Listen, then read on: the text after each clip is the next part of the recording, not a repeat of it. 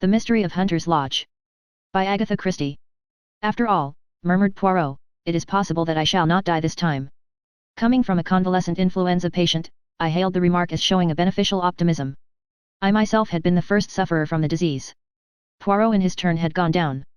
He was now sitting up in bed, propped up with pillows, his head muffled in a woolen shawl, and was slowly sipping a particularly noxious tisane which I had prepared according to his directions. His eye rested with pleasure upon a neatly graduated row of medicine bottles which adorned the mantelpiece. Yes, yes, my little friend continued. Once more shall I be myself again, the great Hercule Poirot, the terror of evildoers. Figure to yourself, Monday Ami, that I have a little paragraph to myself in society gossip. But yes. Here it is. Go it, criminals, all out. Hercule Poirot, and believe me, girls, he's some Hercules, our own pet society detective can't get a grip on you. Cause why? Cause he's got law grip himself. I laughed. Good for you, Poirot. You are becoming quite a public character. And fortunately you haven't missed anything of particular interest during this time. That is true. The few cases I have had to decline did not fill me with any regret. Our landlady stuck her head in at the door. There's a gentleman downstairs. Says he must see Monsieur Poirot or you, Captain. Seeing as he was in a great to-do, and with all that quite the gentleman, I brought up his card. She handed me the bit of pasteboard. Mr. Roger Havering, I read. Poirot motioned with his head towards the bookcase, and I obediently pulled forth Who's Who. Poirot took it from me and scanned the pages rapidly. Second son of 5th Baron Windsor. Married 1913 Zoe, 4th daughter of William Crabbe. I said. I rather fancy that's the girl who used to act at the Frivolity, only she called herself Zoe Carisbrooke. I remember she married some young man about town just before the war. Would it interest you, Hastings, to go down and hear what our visitor's particular little trouble is? Make him all my excuses. Roger Havering was a man of about 40, well set up and of smart appearance. His face, however, was haggard, and he was evidently labouring under great agitation. Captain Hastings? You are Monsieur Poirot's partner, I understand. It is imperative that he should come with me to Derbyshire today. I'm afraid that's impossible, I replied. Poirot is ill in bed, influenza. His face fell. Dear me, that is a great blow to me. The matter on which you want to consult him is serious. My God, yes. My uncle, the best friend I have in the world, was foully murdered last night. Here in London. No, in Derbyshire. I was in town and received a telegram from my wife this morning. Immediately upon its receipt I determined to come round and beg Monsieur Poirot to undertake the case. If you will excuse me a minute, I said, struck by a sudden idea. I rushed upstairs, and in a few brief words acquainted Poirot with the situation. He took any further words out of my mouth. I see. I see. You want to go yourself, is it not so? Well, why not? You should know my methods by now. All I ask is that you should report to me fully every day, and follow implicitly any instructions I may wire you. To this I willingly agreed. An hour later I was sitting opposite Mr. Havering in a first-class carriage on the Midland Railway, speeding rapidly away from London. To begin with, Captain Hastings, you must understand that Hunter's Lodge, where we are going, and where the tragedy took place, is only a small shooting box in the heart of the Derbyshire moors. Our real home is near Newmarket, and we usually rent a flat in town for the season. Hunter's Lodge is looked after by a housekeeper who is quite capable of doing all we need when we run down for an occasional weekend. Of course, during the shooting season, we take down some of our own servants from Newmarket. My uncle, Mr. Harrington Pace, as you may know, my mother was a Miss Pace of New York, has, for the last 3 years, made his home with us. He never got on well with my father, or my elder brother, and I suspect that my being somewhat of a prodigal son myself rather increased than diminished his affection towards me. Of course I am a poor man, and my uncle was a rich one, in other words, he paid the piper. But, though exacting in many ways, he was not really hard to get on with, and we all three lived very harmoniously together. 2 days ago my uncle, rather wearied with some recent gaieties of ours in town, suggested that we should run down to Derbyshire for a day or two. My wife telegraphed to Mrs. Middleton, the housekeeper, and we went down that same afternoon. Yesterday evening I was forced to return to town, but my wife and my uncle remained on. This morning I received this telegram. He handed it over to me. Come at once, Uncle Harrington murdered last night. Bring good detective if you can, but do come, Zoe. Then, as yet you know no details. No, I suppose it will be in the evening papers. Without doubt the police are in charge. It was about 3 o'clock when we arrived at the little station of Elmersdale. From there a 5-mile drive brought us to a small grey stone building in the midst of the rugged moors. A lonely place, I observed with a shiver. Havering nodded. I shall try and get rid of it.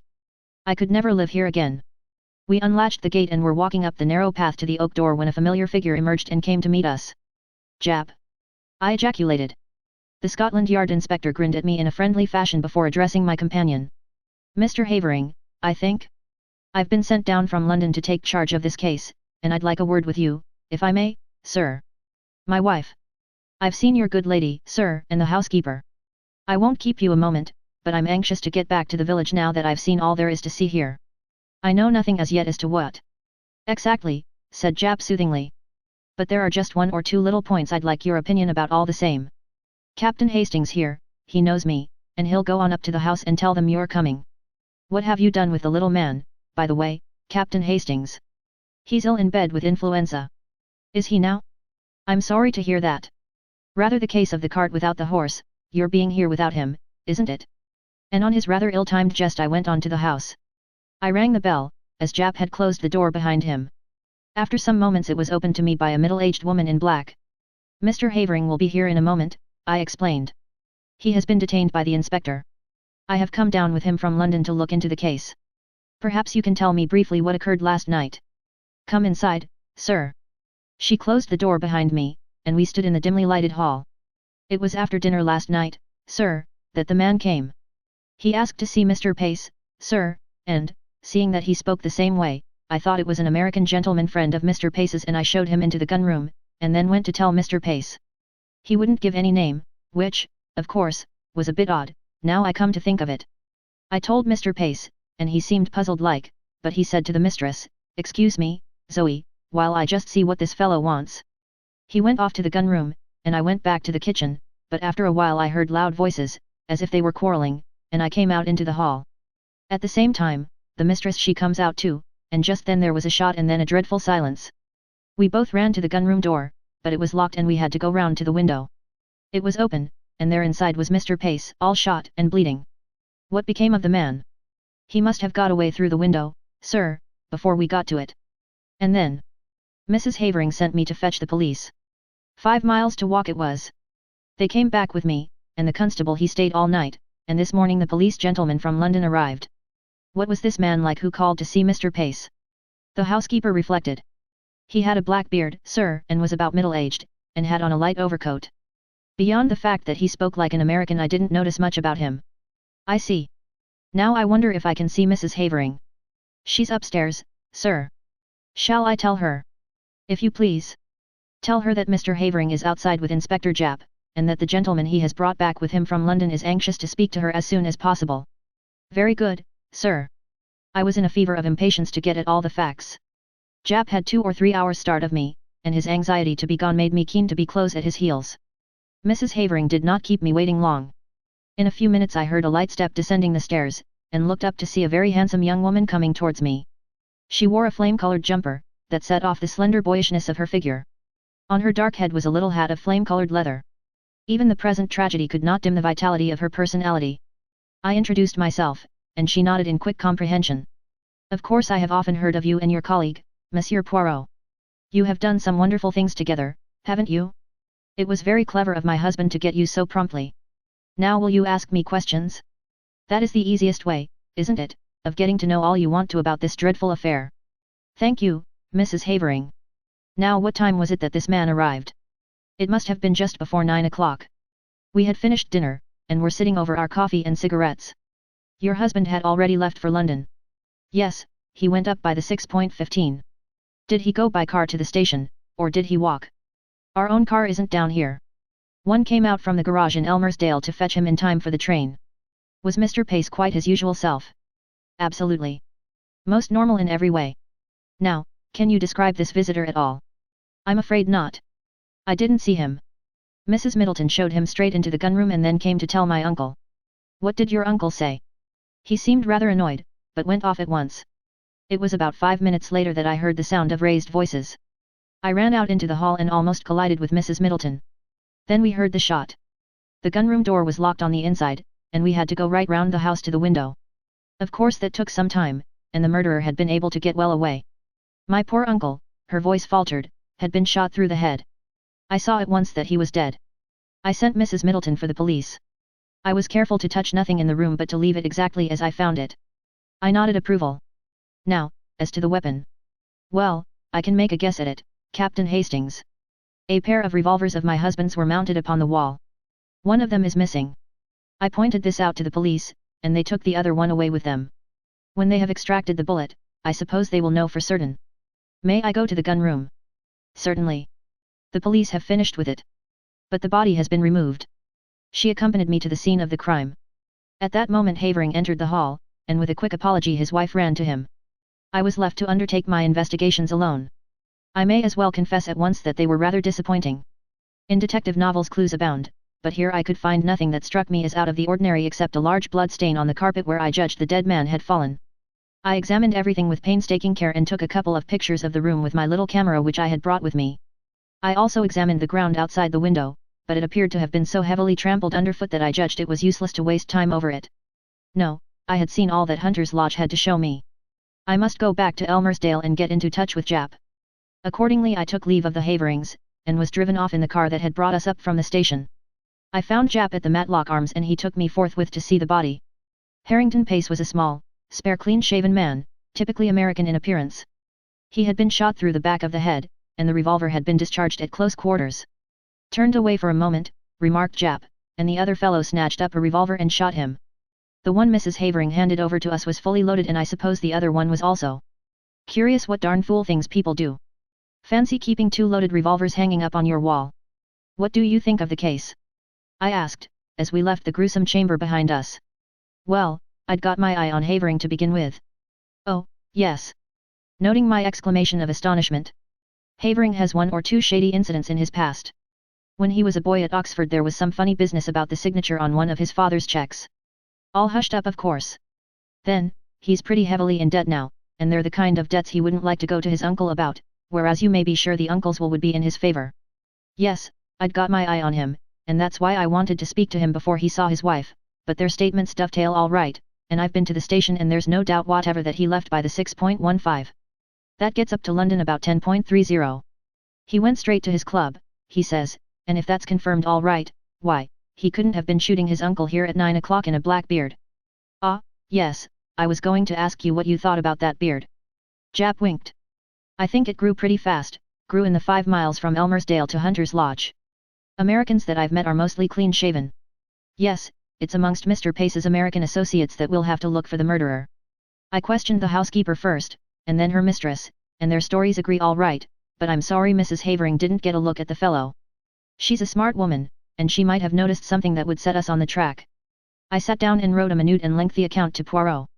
I was able to add various further items of information before I posted the letter. The bullet had been extracted and was proved to have been fired from a revolver identical with the one held by the police. Furthermore, Mr. Havering's movements on the night in question had been checked and verified, and it was proved beyond doubt that he had actually arrived in London by the train in question. And, thirdly, a sensational development had occurred. A city gentleman, living at Ealing, on crossing Haven Green to get to the district railway station that morning, had observed a brown paper parcel stuck between the railings. Opening it, he found that it contained a revolver.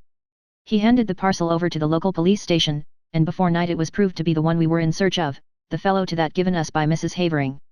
1 bullet had been fired from it. All this I added to my report. A wire from Poirot arrived whilst I was at breakfast the following morning. Of course black-bearded man was not Havering, only you or Jap would have such an idea. Wire me description of housekeeper and what clothes she wore this morning. Same of Mrs. Havering. Do not waste time taking photographs of interiors, they are underexposed and not in the least artistic. It seemed to me that Poirot's style was unnecessarily facetious. I also fancied he was a shade jealous of my position on the spot with full facilities for handling the case. His request for a description of the clothes worn by the 2 women appeared to me to be simply ridiculous, but I complied as well as I, a mere man, was able to. At 11 a reply wire came from Poirot. Advise Jap arrest housekeeper before it is too late. Dumbfounded, I took the wire to Jap. He swore softly under his breath. He's the goods, Monsieur Poirot. If he says so, there's something in it. And I hardly noticed the woman. I don't know that I can go so far as arresting her, but I'll have her watched. We'll go up right away, and take another look at her. But it was too late. Mrs. Middleton, that quiet middle-aged woman, who had appeared so normal and respectable, had vanished into thin air. Her box had been left behind. It contained only ordinary wearing apparel. There was no clue in it to her identity, or as to her whereabouts. From Mrs. Havering we elicited all the facts we could. I engaged her about 3 weeks ago when Mrs. Emery, our former housekeeper, left. She came to me from Mrs. Selborne's agency in Mount Street, a very well-known place. I get all my servants from there. They sent several women to see me, but this Mrs. Middleton seemed much the nicest, and had splendid references. I engaged her on the spot, and notified the agency of the fact. I can't believe that there was anything wrong with her. She was such a nice quiet woman. The thing was certainly a mystery. Whilst it was clear that the woman herself could not have committed the crime, since at the moment the shot was fired Mrs. Havering was with her in the hall, nevertheless she must have some connection with the murder, or why should she suddenly take to her heels and bolt? I wired the latest development to Poirot and suggested returning to London and making inquiries at Selborne's agency. Poirot's reply was prompt. Useless to inquire at agency, they will never have heard of her. Find out what vehicle took her up to Hunter's Lodge when she first arrived there. Though mystified, I was obedient. The means of transport in Elmersdale were limited. The local garage had 2 battered Ford cars, and there were 2 station flys. None of these had been requisitioned on the date in question. Questioned, Mrs. Havering explained that she had given the woman the money for her fare down to Derbyshire and sufficient to hire a car or fly to take her up to Hunter's Lodge. There was usually one of the Fords at the station on the chance of its being required. Taking into consideration the further fact that nobody at the station had noticed the arrival of a stranger, black-bearded or otherwise, on the fatal evening, everything seemed to point to the conclusion that the murderer had come to the spot in a car, which had been waiting near at hand to aid his escape, and that the same car had brought the mysterious housekeeper to her new post. I may mention that inquiries at the agency in London bore out Poirot's prognostication. No such woman as Mrs. Middleton had ever been on their books. They had received the Hon. Mrs. Havering's application for a housekeeper, and had sent her various applicants for the post. When she sent them the engagement fee, she omitted to mention which woman she had selected. Somewhat crestfallen, I returned to London. I found Poirot established in an armchair by the fire in a garish, silk dressing gown. He greeted me with much affection. Monday, Ami Hastings. But how glad I am to see you. Veritably I have for you a great affection.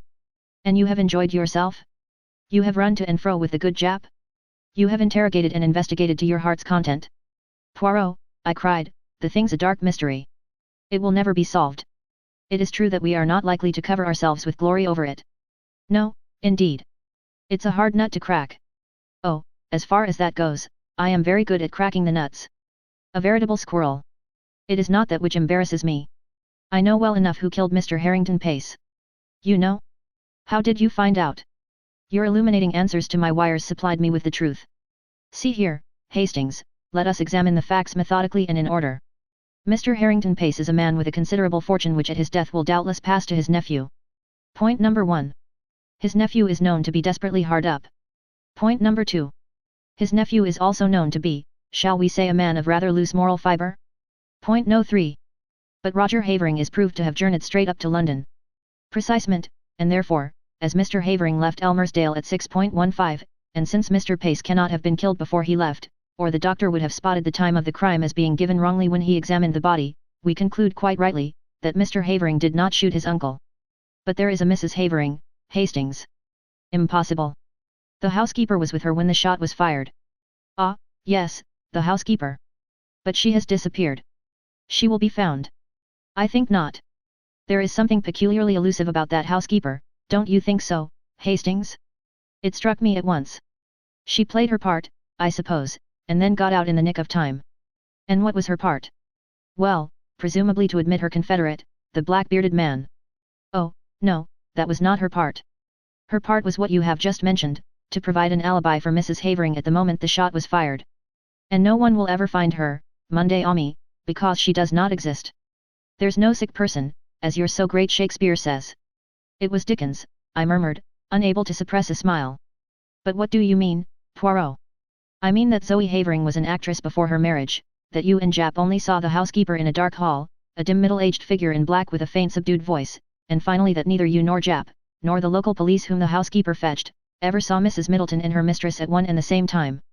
It was child's play for that clever and daring woman.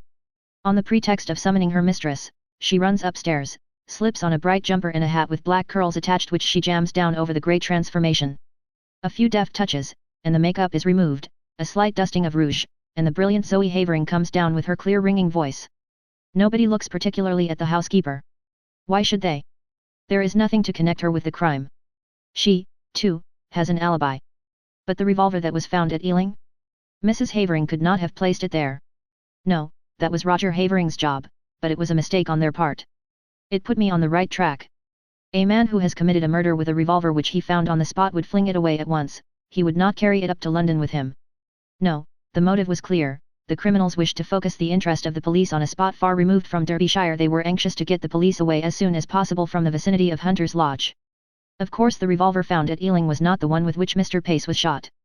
Roger Havering discharged one shot from it, brought it up to London, went straight to his club to establish his alibi, then went quickly out to Ealing by the district, a matter of about 20 minutes only, placed the parcel where it was found and so back to town. That charming creature, his wife, quietly shoots Mr. Pace after dinner. You remember he was shot from behind? Another significant point, that, reloads the revolver and puts it back in its place, and then starts off with her desperate little comedy. It's incredible, I murmured, fascinated, and yet it is true. Yes sir, my friend, it is true. But to bring that precious pair to justice, that is another matter. Well, Jap must do what he can, I have written him fully, but I very much fear, Hastings, that we shall be obliged to leave them to fate, or le bon Dieu, whichever you prefer. The wicked flourish like a green bay tree, I reminded him. But at a price, Hastings, always at a price, croyez moi. Poirot's forebodings were confirmed. Jap, though convinced of the truth of his theory, was unable to get together the necessary evidence to ensure a conviction. Mr. Pace's huge fortune passed into the hands of his murderers. Nevertheless, Nemesis did overtake them, and when I read in the paper that the Hon. Roger and Mrs. Havering were amongst those killed in the crashing of the airmail to Paris, I knew that justice was satisfied.